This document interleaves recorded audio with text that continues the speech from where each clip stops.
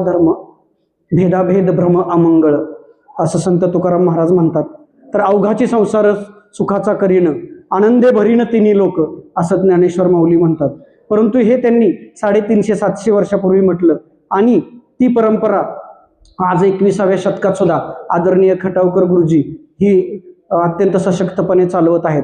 कारण एक 16 वर्षाचा मुलगा ज्ञानेश्वरी लिहितो, एक समाजानं अत्यंत छळ केलेली व्यक्तिमत्व म्हणजे जगद्गुरु तुकाराम महाराज 4500 अभंग लिहितात आणि नामदेवांसारखे एक महागुरु 2500 अभंग लिहितात. संत ज्ञानेश्वर हे संपूर्ण जगाला चांगलं करण्याचं आणि भलं करण्याचं स्वप्न बघतात. त्यानंतर श्री स्वामी समर्थ असोत, गोंदवलेकर महाराज असोत, या सगळ्यांच्या रूपानं आपल्यापर्यंत ही परंपरा पोहोचत आहे. परंतु ही परंपरा सूक्ष्म पातळीवर आणि गावोगावी पोहोचणे अत्यंत गरजेचं आहे. कारण आत्ताच्या पिढीमध्ये व्यसनाधीनता असेल, ईश्वरापासून दूर होणं असेल, गुन्हेगारी असेल, हे सगळं फोफावत आहे. आणि आज ह्या वातावरणात गेले 1.5 ते 2 तास मी गुरुजी थांबलेलो आहे. गेल्या 1.5-2 तासात एक अत्यंत उच्च कोटीची आध्यात्मिक अनुभूती मी घेत आहे. इथं विठ्ठल आहे, इथं ज्ञानेश्वर आहे, इथं गणेश आहेत, इथं सगळे ईश्वर एकवटलेले आहेत आणि इथं केवळ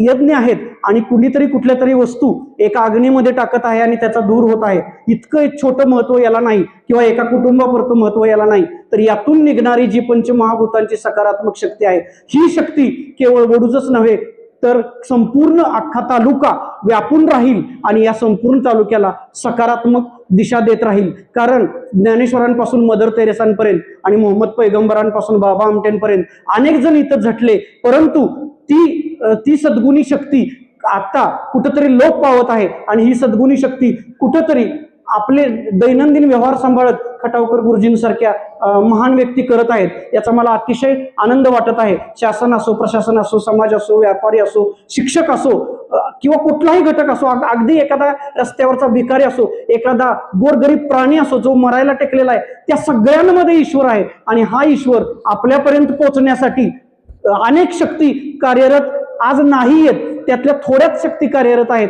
आणि त्याचाच परिणाम म्हणजे आज आपल्याला रोज वेगवेगळ्या व्याधी गाठत आहेत, रोज भांडणं होत आहेत, आपल्यामध्ये मतभेद होत आहेत, दहशतवाद वाढत आहे. 18 आणि 20 वर्षाची पोरं कसाबसारखी शेकडो लोकांना ठार करत आहेत. हे सगळं का? तर त्यांच्यापर्यंत नीट अध्यात्म पोहोचत नाही, त्यांच्यापर्यंत तुकोबा पोहोचत नाहीत, ज्ञानेश्वर पोहोचत नाहीत, मदर तेरेसा पोहोचत नाहीत, मोहम्मद पैगंबर पोहोचत नाहीत, येशू ख्रिस्त पोहोचत नाहीत. हे सगळं पोहोचवण्यासाठी आपल्याला या अथर्व वेदापासून 5वा वेद म्हणजे तुकारामांची गाथा, 4 वेद आणि 5वा वेद म्हणजे तुकोबांची गाथा, ज्ञानेश्वरी, हे सगळं नीट पोहोचवलं तर यातून फक्त आध्यात्मिक आणि सकारात्मक शक्ती वैयक्तिक नाही राहणार.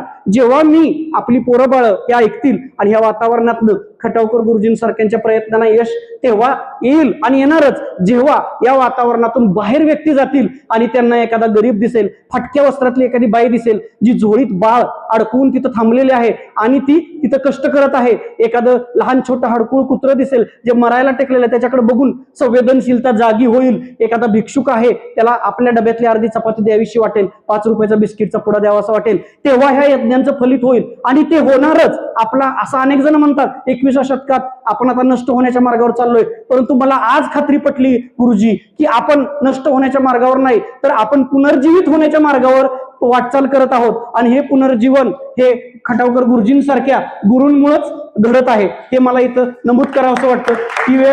ही वेळ भाषणाची नाही परंतु आनंद वाटला. आणि हा जो उपक्रम आहे, हे जे आध्यात्मिक अधिष्ठान आहे, हा केवळ उपक्रम नाही, समोर ओम नमः शिवाय श्री शंकर सुद्धा आहेत, हे अधिष्ठान आहे. सर, आपण जास्तीत जास्त प्रत्येक पंचक्रोशीतल्या एखाद्या महत्वाचं गाव असतं ना, तुमच्याकडचं चितळी असेल, आमच्याकडचं मसूर, लोणंद, प्रत्येक जिल्ह्यातलं दर पंचक्रोशीतल्या एका गावात कसं कुठल्या तरी प्रयत्नांनी पोहोचवूया. कारण ही तरुण पिढी यापासून इतक्या लांब आहे की इथं बसलेली प्रत्येक व्यक्ती घरी गेल्यावर पुन्हा ते भोगत असते, पण इथलं वातावरण आठवून ती आयुष्यभर आनंद शोधत राहील आणि आनंद भोगत राहील अशी मी ईश्वरचरणी कामना व्यक्त करतो. आणि अवघाचं संसार सुखाचं करीन हे ज्ञानेश्वर माऊलींनी जे आत्मविश्वासानं म्हटलं ते आपण सुद्धा इथून पुढे चालवूया. खटावकर गुरुजींचा हा आदर्श मी वैयक्तिकरित्या घेणार आहे, सर्वांनी तो घ्यावा. आणि हा प्रत्येक पिढीसमोर माझं जिथं जिथं भाषण होईल तिथं आता मला आणखीन एक सुंदर मुद्दा मिळाला, ते म्हणजे खटावकर गुरुजींनी घेतलेलं हे आध्यात्मिक अधिक पर्यावरणाचं अधिष्ठान आहे. थोडं मी आणखीन खुलेपणानं शेवटचं वाक्य सांगेन. असं समजा वाईटात वाईट की एखादी व्यक्ती नास्तिकच आहे तरी सुद्धा त्याला इथून सकारात्मक शक्ती मिळेल आणि बाहेर गेल्यावर कळेल नाही बाबा कुठेतरी विठ्ठल आहे, कुठेतरी गणेश आहे, कुठेतरी गोंदवलेकर महाराज आहेत आणि ही शक्ती आपल्याला जगण्याची शक्ती देईल. फक्त याचं रूपांतर आपण करुणा, दया, माया, आपुलकी आणि माणुसकी याच्यामध्ये करूया. हे वैयक्तिक न ठेवता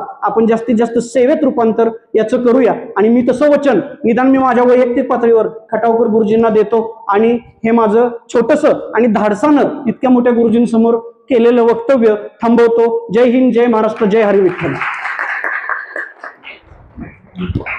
धन्यवाद सर. नक्कीच तुम्ही हा दिलेला संदेश आम्ही गावोगाव पोहोचवण्याचा प्रयत्न करू.